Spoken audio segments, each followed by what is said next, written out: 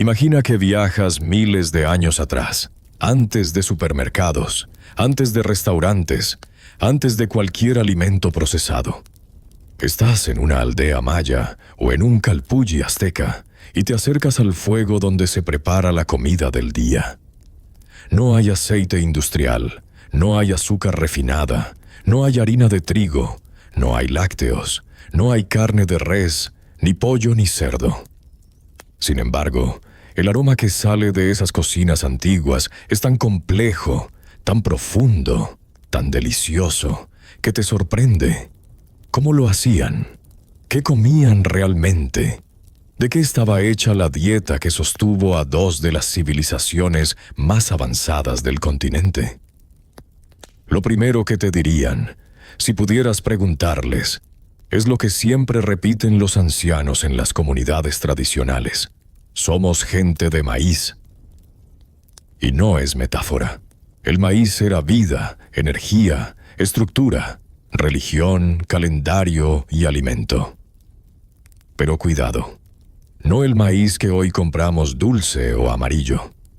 El maíz antiguo era más pequeño, más duro, más variado, más nutritivo. Y tenía un secreto que los mayas y aztecas descubrieron miles de años antes que nadie: la nixtamalización. Una técnica que parece simple: cocer el maíz con cal, pero que transforma el grano químicamente, haciéndolo más digerible, más nutritivo y esencial para sobrevivir. Sin nixtamalización, las poblaciones que dependían del maíz sufrían deficiencias nutricionales graves. Con ella podían prosperar. No solo lo sabían, lo elevaban al ritual. Y aquí nace el primer gran misterio de nuestra historia: cómo descubrió una civilización antigua que agregar cal a un grano producía una revolución nutricional. ¿Accidente? ¿Observación profunda? ¿Transmisión cultural milenaria? Nadie lo sabe, pero retrocedamos un poco más. Antes de entrar a detalles tecnológicos, necesitas ver la mesa completa. La dieta prehispánica se basaba en un conjunto de alimentos que, combinados, formaban una nutrición perfecta para el entorno en que vivían. El maíz aportaba energía. El frijol aportaba proteína vegetal. La calabaza aportaba vitaminas, minerales y grasas saludables.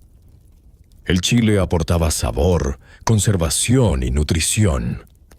Este conjunto, maíz, frijol, calabaza y chile, no era un antojo cultural. Era un sistema. Y funcionaba.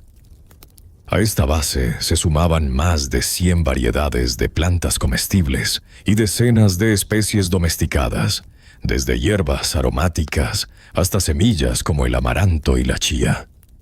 Para los mayas y aztecas, comer era consumir lo que la tierra les daba, pero también entender cómo combinarlo para obtener lo necesario.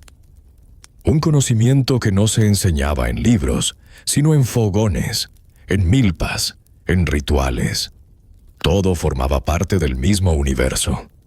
Pero aquí viene una sorpresa. No existían los productos lácteos. No había leche, ni queso, ni yogurt, ni mantequilla. Tampoco existían las vacas, las ovejas, ni las cabras. Y aún así, las poblaciones eran fuertes, activas, longevas. ¿Cómo lo lograban sin esas fuentes de proteína y grasa animal? Con semillas, con insectos, con aguacate, con cacao, con amaranto, con la grasa natural de la naturaleza. Era un sistema extremadamente eficiente, donde nada era desperdiciado y todo tenía un propósito. Ahora imagina la escena. En un poblado maya, desde muy temprano, se escucha el sonido repetitivo de la piedra contra la piedra. Manos moliendo maíz en el metate.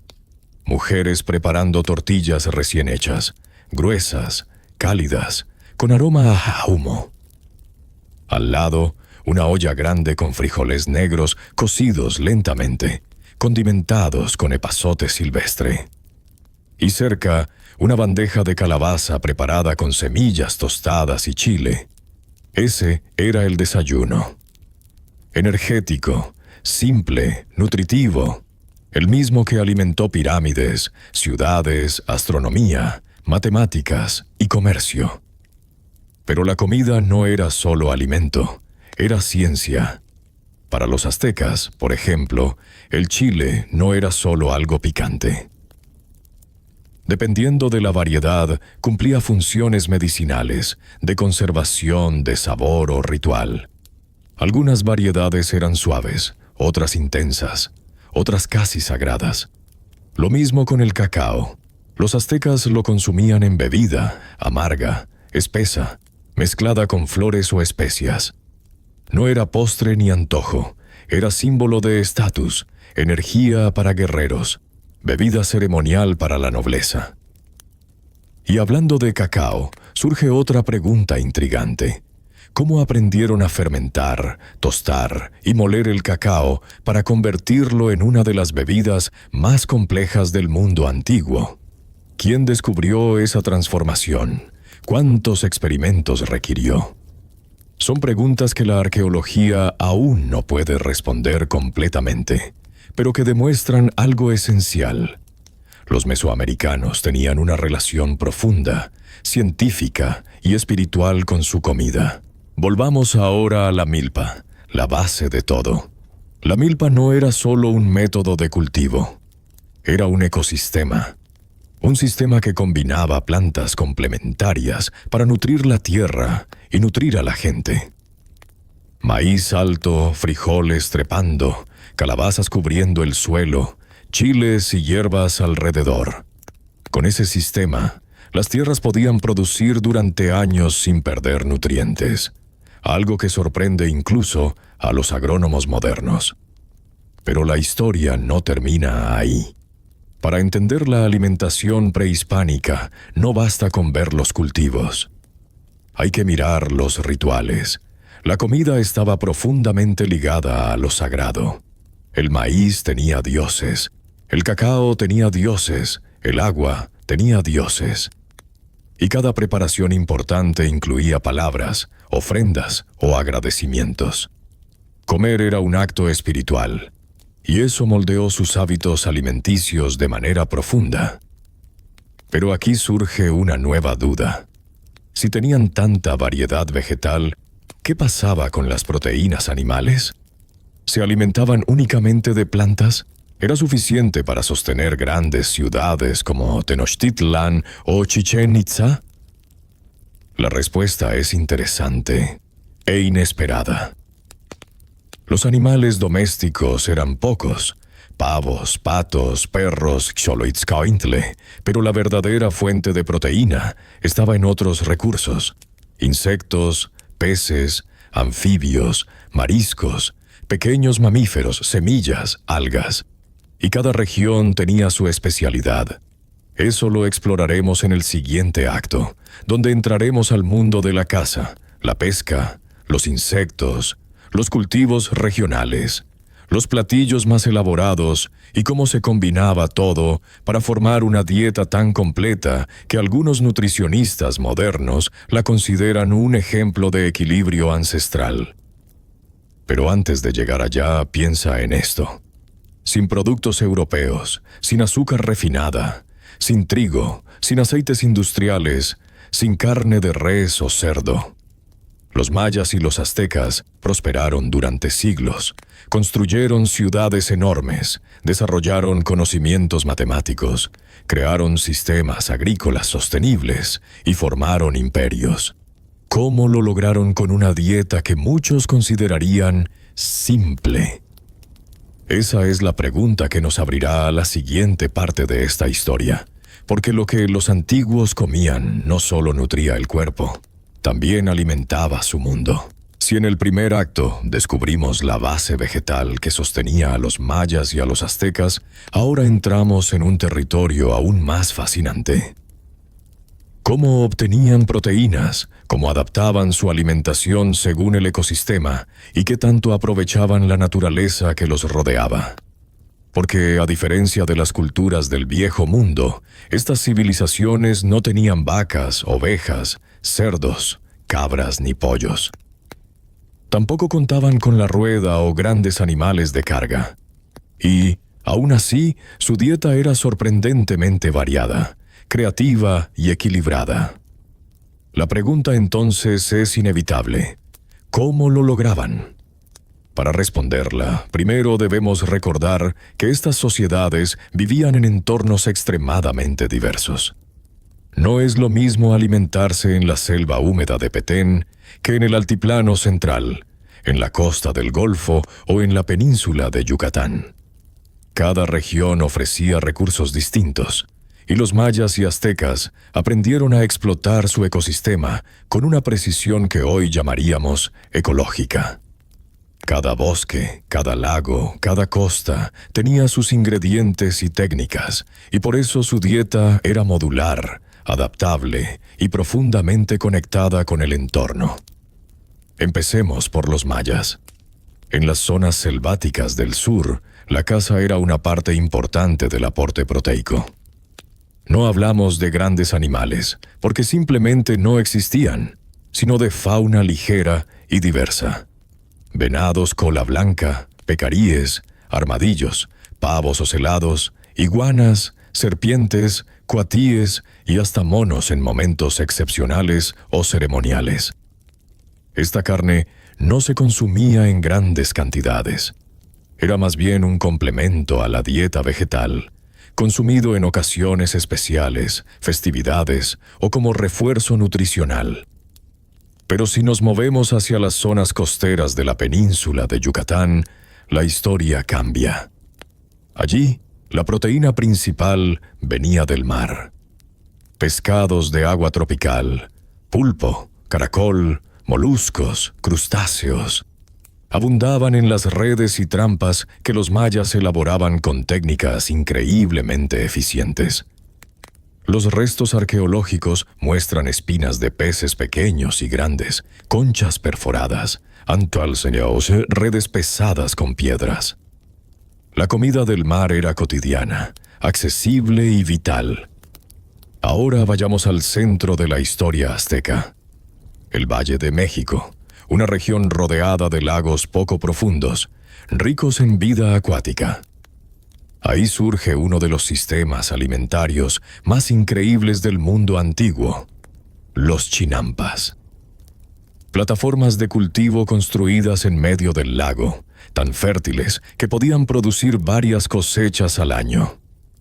Pero, además de vegetales, esos lagos eran una fuente enorme de proteína.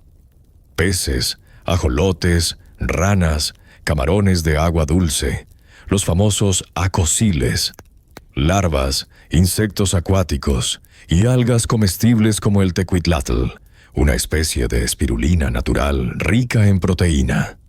Si hoy la espirulina se vende como superalimento, imagina hace 500 años, cuando los aztecas ya la consumían como parte normal de su dieta diaria.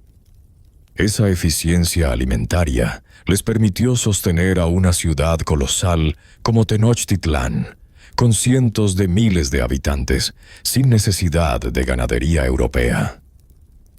Pero no solo de animales vivían. Los insectos fueron un pilar proteico fundamental. Y no por necesidad, sino porque eran nutritivos y apreciados. Chapulines tostados con sal y chile, gusanos de maguey, escamoles, las larvas de hormiga consideradas un manjar, jumiles, chinches aromáticas que daban un sabor intenso a ciertos guisos. Todo esto no era comida extraña, sino parte normal del menú. Proteínas limpias, abundantes y sostenibles. Aquí aparece una pregunta que seguramente el espectador también se hará. ¿Cómo sabían qué insectos eran comestibles y cuáles no? ¿Cómo aprendieron a procesarlos, tostarlos, prepararlos para evitar toxinas o sabores desagradables? La respuesta, como casi siempre en Mesoamérica, viene de la observación y la tradición. Las comunidades transmitían el conocimiento generación tras generación. Sabían dónde buscar cada especie, en qué temporada, con qué técnica de cocción. Y no lo veían como algo inferior. Lo veían como parte natural de la comida. Volvamos a los mayas. Además de la caza y la pesca, tenían otra fuente importante de nutrición animal: los pavos y los patos domesticados. No eran tan grandes como los animales europeos, pero proveían carne, huevos, grasa y plumas. En el caso de los aztecas, también utilizaban al perro Xoloitzcuintle como recurso alimentario ocasional, especialmente en rituales. Aunque hoy nos choque esa idea, en el mundo antiguo era parte del ciclo de vida y del simbolismo espiritual. Lo interesante es que estas proteínas animales siempre se combinaban con vegetales. No existía el concepto de un plato de carne como lo conocemos hoy. La proteína era ingrediente, no protagonista. Se mezclaba con maíz, con salsas espesas de chile, con vegetales tiernos, con tamales, con caldo. La cocina prehispánica era una cocina de combinación y equilibrio. Pero antes de avanzar, debemos hablar de un ingrediente esencial: el cacao. Sí, es cierto que lo usaban para bebidas, pero también lo empleaban como fuente de energía para guerreros, para rituales, para intercambios diplomáticos. El cacao no era el chocolate dulce que conocemos hoy. Era amargo, espeso, mezclado con flores, chiles, semillas molidas. Algunos guerreros podían subsistir durante días solo con una bebida de cacao bien preparada. El cuerpo se nutría, el espíritu se fortalecía, y la élite lo convertía en símbolo de poder. Otro ingrediente clave: el aguacate. Graso, nutritivo, denso en calorías. Un superalimento milenario. Para muchas comunidades, el aguacate era la fuente de grasas saludables más importante del año. Lo combinaban con maíz, con frijoles, con semillas, con chile. Aportaba lo que ningún animal grande podía aportar en ese ecosistema. Y claro, no puede faltar el amaranto, una de las plantas más nutritivas del continente. Rico en proteína vegetal, fácil de cultivar, resistente, versátil. Los aztecas lo usaban para comida y para ceremonias religiosas. Después de la conquista, fue prohibido por décadas, pero su valor nutricional era tan grande que sobrevivió en algunas regiones. Hoy, la ciencia confirma lo que ellos ya sabían. Era tan importante como el maíz. Ahora pensemos en las técnicas. No solo importa lo que comían, sino cómo lo cocinaban. El fuego era central. Las ollas de barro, los comales, los hornos subterráneos llamados piv, las técnicas de ahumado, las salsas de molcajete, el tatemado, el secado al sol, la fermentación ligera. Estas técnicas no solo daban sabor, permitían conservar los alimentos por días o semanas. En un mundo sin refrigeración, la técnica era tan importante como el ingrediente. Y aquí surge otra pregunta. ¿Cómo era posible que la dieta mesoamericana fuera tan equilibrada sin depender de grandes animales? ¿Qué sabían de nutrición sin saber que sabían nutrición? La respuesta está en la observación, en la milpa, en la diversidad. Todo funcionaba como un ecosistema comestible. Nada se aislaba, nada se desperdiciaba, nada se dejaba al azar. Este acto no solo nos revela lo que comían, nos revela cómo la cultura, la naturaleza, la técnica y la ciencia se entrelazaban en cada plato. Y nos prepara para el acto final, donde veremos cómo esta dieta se transformó con la llegada de los europeos, qué se perdió, ¿Qué sobrevivió y qué podemos aprender hoy del conocimiento alimentario de los antiguos mayas y aztecas? Porque al final, su comida no era solo sustento, era identidad, cosmovisión y supervivencia. Y lo más impresionante es que mucho de lo que comían sigue vivo en nuestra cocina, esperando a que lo redescubramos. Durante siglos, la dieta maya y azteca funcionó como un sistema perfecto. Diverso, equilibrado, adaptado al entorno y profundamente conectado con la vida cotidiana, la identidad y la naturaleza. Pero la llegada de los europeos cambió ese mundo para siempre.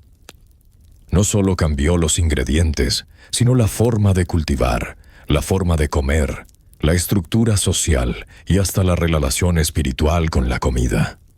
Y en este último acto, entramos a ese punto donde dos mundos se encontraron, chocaron y se mezclaron, dejando huellas que todavía son visibles en cada tortilla, en cada plato tradicional y en cada mercado de México y Centroamérica. Imagina el momento del contacto. Los europeos llegan con animales enormes que nunca antes habían sido vistos en Mesoamérica. Caballos, vacas, cerdos, cabras, ovejas y alimentos totalmente nuevos. Trigo, arroz, azúcar, cítricos, especias del otro lado del mundo. Para los mayas y los aztecas, aquello debió ser tan extraño como un visitante de otro planeta. Pero lo más impactante no fue la sorpresa, sino la magnitud del cambio que todo eso provocó. La introducción del ganado transformó ecosistemas completos. Zonas que antes eran milpas se convirtieron en pastizales. Animales que antes no existían desplazaron especies nativas, afectaron suelos, alteraron ríos, cambiaron paisajes. Y con estas transformaciones también cambió la dieta. La carne de cerdo, que los europeos consumían en grandes cantidades, se volvió un ingrediente nuevo, abundante y fácil de producir. Lo mismo pasó con la carne de res y los lácteos, que se volvieron parte del día a día. Pero mientras nuevos ingredientes entraban, otros desaparecían o fueron prohibidos. El amaranto, por ejemplo, fue perseguido durante siglos debido a su asociación con rituales religiosos indígenas. Las prácticas tradicionales de recolección se desincentivaron. Algunos insectos dejaron de consumirse, no por falta de valor nutritivo, sino por prejuicio cultural impuesto desde fuera. Cambiaron costumbres, cambiaron gustos, cambió hasta el significado de la comida. Sin embargo, y aquí está lo sorprendente, la base prehispánica nunca murió. Sobrevivió, resistió. Encontró caminos para quedarse en los hogares indígenas, en las cocinas humildes, en los pueblos, en los mercados. El maíz no se fue. El frijol no se fue. El chile no se fue. Las hierbas no se fueron. La milpa siguió respirando. Y aun cuando los nuevos ingredientes europeos se mezclaron con los antiguos, la esencia original se mantuvo. Hoy, cuando alguien prepara una tortilla a mano, está repitiendo un acto de miles de años. Cuando alguien muele chile en molcajete, está usando una herramienta idéntica a la de los antiguos mayas. Cuando alguien toma atole, está bebiendo lo mismo que un niño mexica antes de ir a la escuela calmecac. Cuando alguien come calabaza o frijoles, está consumiendo el mismo alimento que energizó las grandes ciudades prehispánicas. La comida se transformó. Sí, pero también sobrevivió. Y esa mezcla entre lo antiguo y lo nuevo dio origen a una de las cocinas más ricas del mundo. Ahora imaginemos una mesa contemporánea en un pueblo rural. Hay tortillas recién hechas, frijoles negros aromáticos, salsa de chile seco, aguacate, un guisado con carne de cerdo, importada del viejo mundo, pero mezclada con recetas indígenas. semillas de calabaza tostadas, tal vez chapulines, tal vez atole o chocolate caliente. Todo en ese plato cuenta una historia milenaria en la que dos mundos se fusionaron, pero en la que uno, el originario, sigue marcando el ritmo. La arqueología moderna confirma esta resistencia cultural. En los últimos años, investigaciones en restos óseos prehispánicos y coloniales muestran que, incluso tras siglos de dominación europea, la dieta indígena continuó dependiendo del maíz, los frijoles, las calabazas, los chiles y la recolección de plantas locales. Los nuevos productos se integraron, pero no reemplazaron. Es como si el cuerpo mismo hubiera decidido mantener su identidad alimentaria. Otra pieza fascinante del rompecabezas es que muchos alimentos prehispánicos, despreciados durante siglos, hoy vuelven a recibir reconocimiento. El amaranto está regresando. La chía es considerada superalimento. La espirulina, el tecuitlatl, se consume globalmente. Los insectos cada vez ganan más terreno como proteína sostenible. Y la cocina tradicional mexicana ha sido reconocida como patrimonio cultural inmaterial de la humanidad. Todo esto confirma algo que los ancestros ya sabían. Su sistema alimentario era brillante. Pero más allá de nostalgia histórica, hay algo que este legado nos enseña hoy. Algo urgente. Los mayas y aztecas comían de manera sostenible. No devastaban ecosistemas. No dependían de monocultivos destructivos. No estaban desconectados de la tierra. Su dieta era ecológica antes de que existiera esa palabra. Y su relación con los alimentos incluía gratitud, espiritualidad, respeto. Comer no era un acto automático. Era un acto consciente. Esa conciencia, tan perdida en el mundo moderno, es quizá la lección más poderosa de todas, porque lo que comemos moldea nuestra salud, pero también moldea nuestra relación con el mundo. Los antiguos no lo sabían en lenguaje científico, lo sabían en lenguaje ritual, lo sabían en historias, lo sabían en la forma de cultivar, en la forma de agradecer, en la forma de cocinar. Y aquí estás tú, miles de años después, viendo esta historia, quizás comiendo algo que heredamos de ellos. Una tortilla, un chile, un frijol, un cacao. No importa dónde estés, en México, en Centroamérica o lejos de ahí. Si comes algo que proviene de la milpa, estás conectado con esa historia. Sigues una línea directa que nunca se rompió. El acto final no es mirar hacia el pasado, es mirar hacia adelante. Preguntarnos qué parte de este legado queremos recuperar. ¿Qué prácticas de cocina tradicional queremos preservar? ¿Qué ingredientes necesitamos volver a valorar? ¿Qué sistema alimentario, más cercano a la tierra y menos dependiente del exceso, queremos apoyar? Porque al final, la pregunta no es solo qué comían mayas y aztecas. La pregunta es qué podemos aprender de ellos hoy. ¿Cómo podemos comer mejor? ¿Cómo podemos vivir mejor? ¿Cómo podemos volver a sentir que cada alimento tiene historia, propósito y vida? Si esta historia te abrió el apetito por conocer más, o te dejó pensando en los alimentos que consumes todos los días, cuéntamelo en los comentarios. ¿Qué parte de esta dieta ancestral te sorprendió más? ¿Qué ingrediente antiguo te gustaría probar o recuperar? Y no olvides suscribirte a Secreto Precolombino para seguir explorando el mundo que nuestros ancestros construyeron, comieron, soñaron y nos heredaron. Aquí seguimos reviviendo sus secretos, uno por uno.